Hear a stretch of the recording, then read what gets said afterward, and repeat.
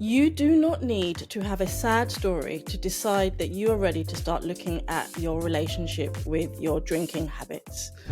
When I first launched Low No Drinker magazine over a year and a half ago now, and subsequently launched this podcast, I would often be asked by people when I would go onto their podcast or if I was at an event, inevitably the question would turn around to my own drinking habits, or I'd be being interviewed and they'd ask, what was the journey that led you to start the magazine? Are you teetotal? Do you still drink? There would be some variety of that question. And I always used to answer really sheepishly because I'd say things like, well, I don't really have a journey. I'm not really sober or teetotal, or I didn't have a rock bottom. I just decided not to drink very much. Um, and it has taken me a year and a half, 10 issues of the magazine and 33 episodes of this show to say with pride and to say out loud that it is okay to not have a sad story about why you are drinking less. I used to see people in this space who had overcome major addiction, alcohol use disorder, that they'd come from a place of darkness and despair. They'd lost spouses and jobs and even homes, and some almost life as well. And they'd come through the other side of that, and they were now shouting from the rooftops about the wonderful benefits of a life without any alcohol, and that they had made this amazing change. And I would think to myself, I don't have that story, and therefore my journey isn't valid, and my place in this space isn't as worthy as their stories. But after spending so much time meeting so many people and talking to so many people like you, I have come to realize that that's crap. That my journey is my journey, and I have every right to be just as proud about the choices that I have made that have led to me living a better life as anybody else. And that to compare my journey or my lack of story to anybody else's is foolishness on my behalf, because I don't know them, and I don't know what's happened in their lives, and I don't know the details of who they are, and they don't know me. And it doesn't make my journey into living a life less intoxicated any less valid because I haven't done it from a place of a rock bottom start. And I say rock bottom in air quotes because what even is a rock bottom anyway? For some people, rock bottom might be another person's heavy weekend. So we can't compare ourselves to other people. And it's okay if your journey into looking at your relationship with alcohol doesn't come from a place of desperation. If it doesn't come from a place of being on that darker side where you feel like your life is about to tip over the balance and therefore you have to do something about it now to make that change. It's okay to just look at your life and go, do you know what? Actually, I think I'd be better off if I drank a little bit less. I actually never said that I was going to be sober. I've never said that I'm never going to drink again. I've never said I'm teetotal. My choice to assess my relationship with alcohol came from a decision that I made one day, which was to say that I never, ever, ever, ever wanted to have a hangover again. I have always suffered from bad hangovers. When I was younger, they were extremely bad. But that's because I was living an extremely decadent lifestyle. I can recall several times where I would be physically ill for 24 hours or more after a weekend-long bender of drink and drugs and partying. And as I've gotten older, perhaps that wildness has abated a little bit. So my weekends or nights out aren't quite as crazy, but I could still get myself into a pretty hairy state. And apart from just being physically sick and wasting the next day, which is obviously quite common, for me, the biggest issue was the next few days afterwards.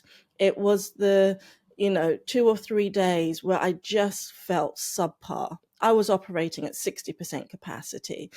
I had little patience for my husband or my kids or my colleagues. I had little motivation to do anything but the bare minimum. I wouldn't eat well, I wouldn't exercise. And that's not to say that I'm now some sort of super health conscious, active superhuman.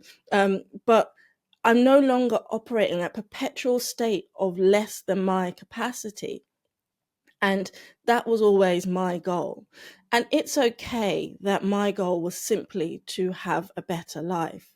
My mum always used to say to me that prevention is better than cure. And looking at your relationship with alcohol before it becomes life damaging is the ultimate version of prevention being better than cure. So it's okay that you don't do this coming from a point of sadness or despair or needing AA or any other sort of recovery service. Those things are fantastic for the people that need them. And don't get me wrong, I'm not suggesting in any way, shape, or form that those services aren't valid. They have helped millions of people, and I hope they continue to do so. But for the population who don't feel that that is the right move for them, but who do still want to look at their relationship with alcohol, we don't have to wait until we are at a proverbial rock bottom. We don't have to wait until it's vodka on the cornflakes time to go, do you know what? I think life would be better if I drank a little bit less. And yes, it can be a big change and it can be daunting, and your friends might not get it at first. In fact, I remember telling my best mate, who was actually the man of honor at my wedding, when I first told him that I was sort of looking into this whole sober curious way of drinking, the responses, because he'd been with me for many of my party years, the initial responses were the usual, oh my God, that's crazy, it won't last, or you'll never do it. But as I explained to him, without going into detail, what my reasons were, I simply said, I really need to do this. I need to make some changes to make my life better. Because he's my best friend, he supported that. And funnily enough, as time has gone on, he's actually started drinking less. So has my husband, so is my best friend's partner, who's also a friend of mine. So not only has he and all of them supported me in my choices, they've actually started looking at things for themselves and making their own choices without any pressure from me to do so, I might add. Your friends will get it. Your friends will understand. And if they don't get it and they don't understand, then I think that probably tells you everything you need to know about that friendship. But I found that when I started speaking to people and saying, actually, I want to drink less, yeah, I'm still happy to go out, but I'll be on the alcohol-free drinks. So many people said, oh my God, Denise, I feel the same way. I can't handle the hangovers anymore. Oh, it costs so much money. Oh, I've got things to do and I really don't want to get drunk. And I was shocked that so many people felt the same way, but that they didn't say anything. They didn't want to be the ones to first say, actually, I'd rather have a alcohol-free beer, or I'd rather not get drunk this weekend, or they would make excuses to not go to events because the expectation is that you're going to go and you're going to drink and you're going to get absolutely pissed, and they didn't want to do that. So you'll be surprised, I think, when you speak to your friends and tell them how you're feeling, that a lot of them will feel the same way. And I back that up with the fact that 75% of the UK population are actively looking at moderating their drinking in some way. So I can promise you that you and I are not the only ones who are looking at this new way of drinking.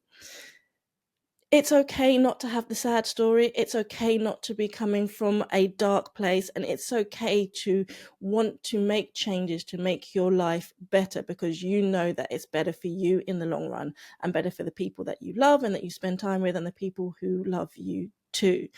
So never do what I did.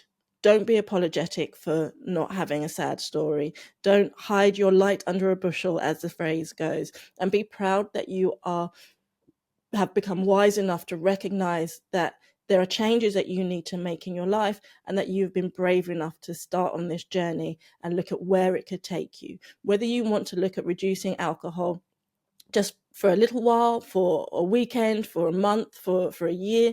Whether you want to look at removing it from your life completely, that's up to you. These are your choices. This is your journey, and you don't need to explain it to anybody else. So you don't need to feel embarrassed about your story for any reason. Thanks for being with me this week, and I'll catch you next time.